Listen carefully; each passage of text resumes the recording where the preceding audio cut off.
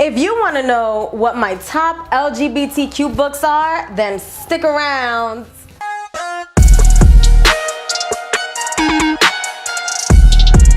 Hey, what's going on, booktube on YouTube? I'm Tina and welcome to my channel.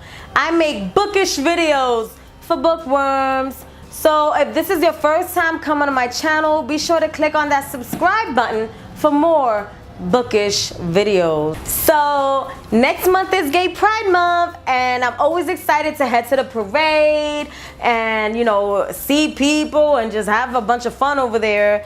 I figured, you know, since June is Gay Pride Month, I would share with you some LGBTQ books, but keep in mind that they are in no particular order. The first book is called They Both Die in the End by Adam Silvera. And in this book, there's this company called Deathcast that calls you on the day that you die, you know, to let you know, today's the day. And Mateo and Rufus are like total strangers, and they both get the call. Circumstances in this book bring both Mateo and Rufus together. And, you know, although the name of the book is called They Both Die in the End, it's a remarkable, touching story of love and friendship and, you know, just being there for each other when you really need that person to be there, or when you really need to be there for that person. So it's nice outside. I figured I'd come out here. This is kind of like the view I have. That's actually the Hudson River. But anyway, the next book I want to share with you is Simon versus the Homo Sapiens Agenda. Simon is our main character, and Simon is 16 years old in high school, and he's been corresponding through emails with another guy from the school. You know, it gets kind of flirty and they really like each other, but, you know, somehow, I don't want to give any spoilers, you know, Simon's emails gets into the hands of the wrong person, and now this person wants to kind of blackmail Simon. So now Simon's on a mission to try to figure out, first of all, who he's been emailing. So he's looking at everybody crazy, wondering if it's the person that he's been emailing with. And he's also trying to figure out who is this person that's blackmailing him as well, which is scary as hell, being that Simon is not really out of the closet yet. So, I mean, this book was really, really fun to read. I read it last year, and it's really fun. The next book is History Is All You Left Me by Adam Silvera. You know, Griffin is the main character, and his boyfriend and love of his life, Theo, dies in a drowning accident in California. And Griffin is feeling it. He's deeply depressed by the loss, and the only person who will really understand what he's going through is Theo's current boyfriend.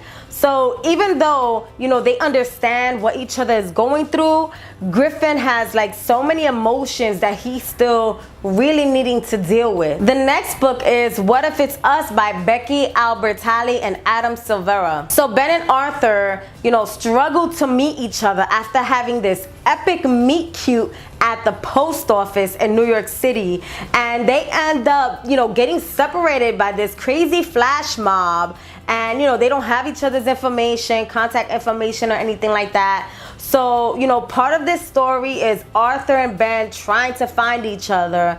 So when they finally do find each other, they, you know, start thinking, were they really supposed to be reunited in the first place? And this book kind of explores their relationship from there. The next book is Symptoms of Being a Human by Jeff Garvin. So this book is about a teenager named Riley who is gender fluid. You know, sometimes they feel like a boy and sometimes they feel like a girl.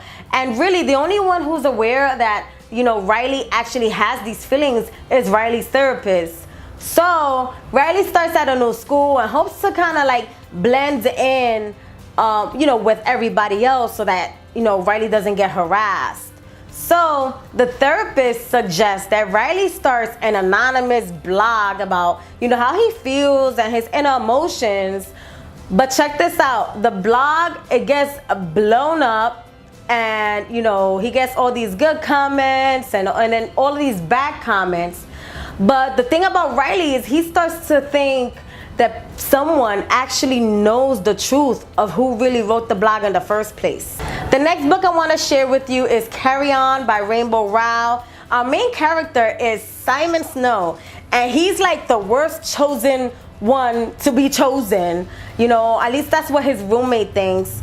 Simon isn't very swift when it comes to his magical powers. And then there's this like magic eating monster wearing Simon's face running around as well. His roommate Baz, who's more like his frenemy, would love all of this, but he's not around to see it. See, it's Simon's last year at this magic school, and his frenemy Baz is like nowhere to be found. So where is he? Where did he go? Did I mention that Baz is a freaking vampire? The next book is called Geography Club by Brent Hardinger.